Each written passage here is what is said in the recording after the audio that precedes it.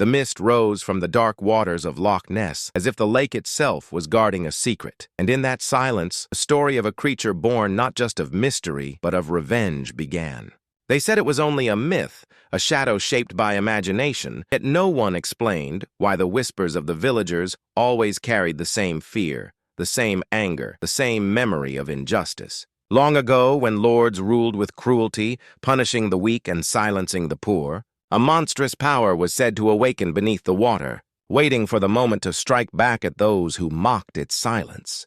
Some called it a hoax, some called it a curse, but none could deny the strange disappearances, the trembling accounts of fishermen, and the chilling truth that sometimes legends rise not from fantasy, but from vengeance itself. The history of the Loch Ness Monster is more than a tale of shadows on water. It is a story where truth and myth are bound together by centuries of fear and secrecy.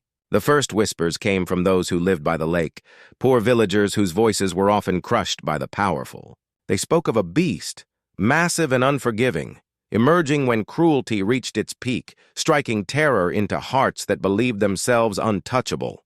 When traveling nobles dismissed these voices as foolish stories, they failed to see that every sighting carried the echo of rebellion. Every ripple in the dark water carried the anger of lives stolen and voices erased. What began as an old legend soon grew into a weapon, a haunting reminder that injustice breeds monsters not only in flesh but in memory.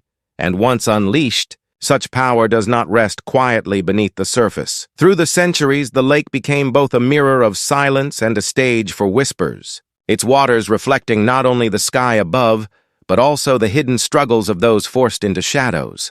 The earliest records spoke of monks who witnessed a strange form rising from the deep, not as a playful creature, but as an omen against arrogance, for it appeared whenever rulers turned blind to suffering. Fishermen who vanished without a trace, boats that were swallowed by waves without warning, and chilling roars carried through fog became proof to the villagers that the beast was more than myth. It was justice in disguise. Those who lived in wealth laughed at the tales, declaring them drunken illusions or tricks of light, yet every disappearance silenced their laughter until doubt itself grew louder than faith. Each new sighting was dismissed as hoax, but none explained the sudden storms that broke only over the lake or the shattered remains of vessels dragged into depths. Beneath the surface, the people believed a guardian slept, awakened not by chance but by cruelty, striking down those who thrived on the pain of others.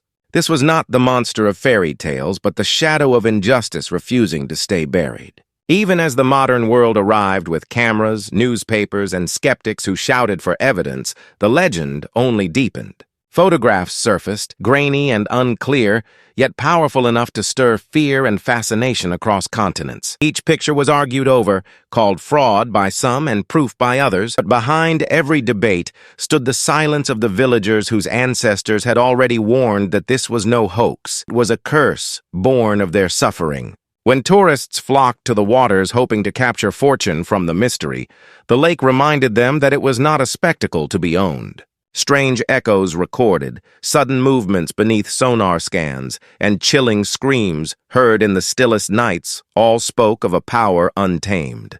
For those who sought only profit, the monster remained silent, watching, waiting, reminding them that not all treasures come without price. And yet in the darkest corners of these stories lay a twist few dared to believe.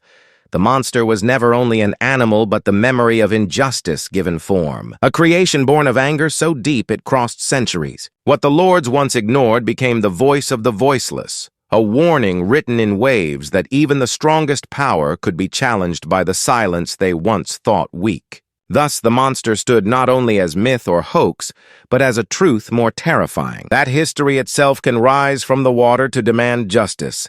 In the end, the story of the Loch Ness Monster remains unresolved, balanced between hoax and reality, yet its power lies not in proof but in the questions it forces mankind to face. Was it ever about a beast hiding beneath the water? Or was it about the forgotten cries of those who suffered, finally shaping themselves into a force that could not be ignored? The lake still holds its secrets, its surface calm while shadows shift below. But the legend endures because it is more than mystery, it is memory. To dismiss it is to dismiss the pain that created it, and to believe in it is to admit that injustice always leaves a mark deep enough to rise again.